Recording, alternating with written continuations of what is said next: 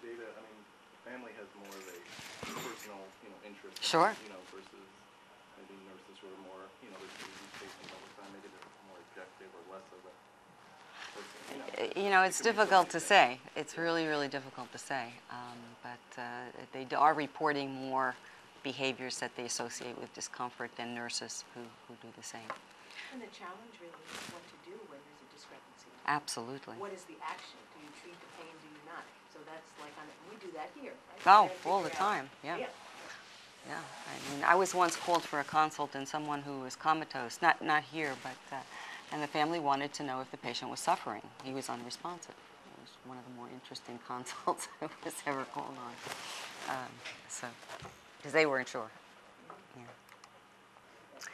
Yeah. We have a study here that described the difficulties patients had with pain management at home in the following areas.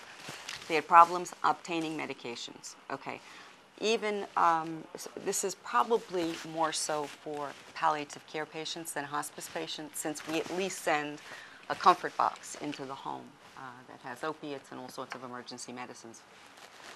But if you write a patient a prescription for oxycodone, 5 milligrams, and send them to Brooklyn, unless you send them to Near Guard Pharmacy, they won't get it. Okay, a lot of pharmacies, even in New York, don't carry these types of medicines that we use for symptom control. They describe difficulty accessing information about the patient, medical information.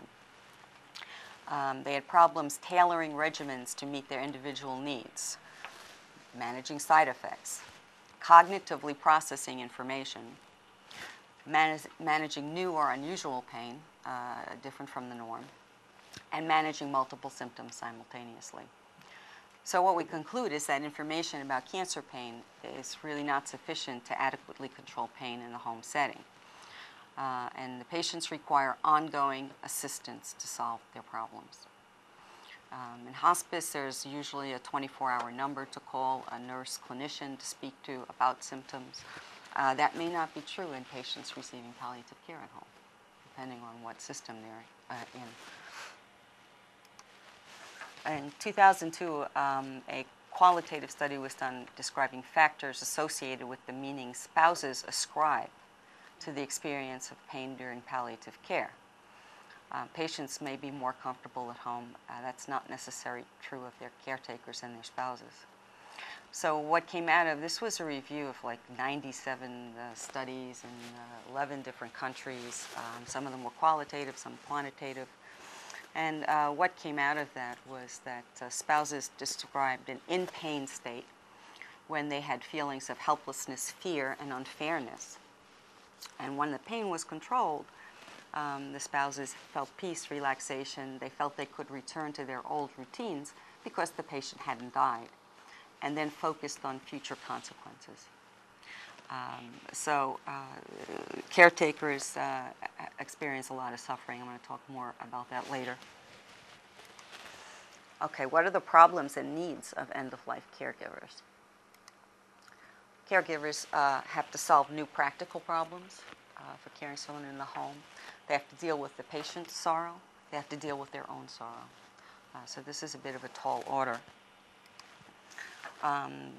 This again reviewed the literature, published studies and systematic reviews. Studies of depressive symptoms in caregivers were most numerous.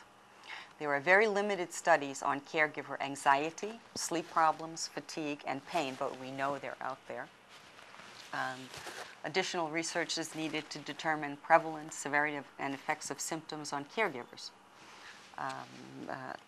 Another interesting study was a few years ago, looked at the prevalence, the severity, and impact of symptoms on female family caregivers for patients when they were initiated for radiation therapy for prostate cancer, and looked at the prevalence and severity of depression, anxiety, pain, sleep disturbances, and fatigue, what the relationships among the symptoms were, and the symptoms and functional status, and the quality of life of the family caregiver. So they looked at 60 female family caregivers and found that 12.2% had a clinically meaningful depression, 40% described anxiety, only 15% had pain. 36.7 described sleep disturbance, and about a third of them had morning fatigue and a third had evening fatigue. A poorer functional status was associated with older age caretakers who showed signs of depression, complaint of morning fatigue or pain, and a poorer quality of life was experienced by the younger patients who were working, who complained of depression, AM fatigue, and sleep disturbance. Quality of conclusion is that a high percentage of family caregivers experienced clinically meaningful levels of a variety of symptoms. And these symptoms have a negative impact on the family caregiver's functional status and on their quality of life. So it's not easy to be a caregiver for someone who is approaching end of life. This literature review looked at 94 papers of a relative situation and needs in end-of-life care. There was an important impact on the relatives' needs, and what they identified as needs were good patient care. They needed to know that the patient was being taken care of. The ability for them to be present in the home.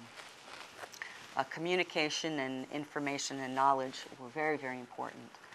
And the most important thing at all seemed to be the attitude of the professional. A supportive attitude and one they can trust was probably what they described as the most important aspect or need in caring for patients. Okay, what about complaints? Most complaints from caregivers about home care relate to poor communication, okay, or insufficient information. 51% of carers do not get sufficient clinical information, and only about 28% found communications easy with their doctor. So in general, communication seems to be poor between patient and doctor, MDs and RNs, and consultants and PMDs. Patients complain that the primary doctor taking care of them at home hasn't spoken to their oncologist, etc., and these sorts of things. A variety of factors influence symptom management at home, and what we need to do when we discharge a patient from the hospital is anticipate problems that are frequent and common. From this Italian study several years ago, in which 76% of the patients died at home on a community palliative care service, pain seemed to be better controlled than other types of suffering. And 25% of these patients, however, were unconscious during the last 12 hours of life. Patients and carers felt that palliative care was less well provided in the home than in palliative care units in hospitals. And this is a study from 2002.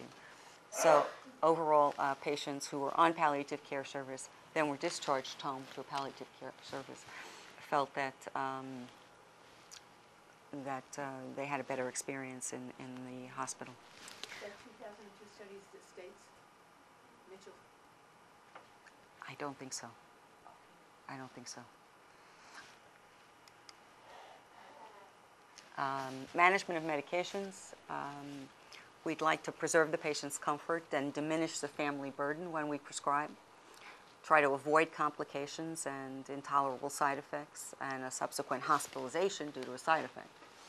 So it's always best to try to simplify the medication schedule as much as possible. Use a single agent versus multiple agents where practical, and simple routes and schedules are the best.